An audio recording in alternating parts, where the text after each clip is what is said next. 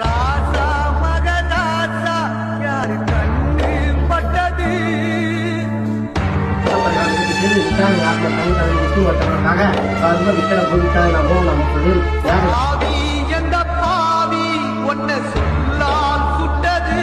உறங்காமல் உண்ணாமல் கண் விழித்து தன்னுடைய கணவராகிய காற்றை கண் காணித்து பார்த்து வந்த நிஷாவின் ஆத்மா முற்று வட்டமாக இந்த 6ஆம் ஆண்டு சங்கல்பம்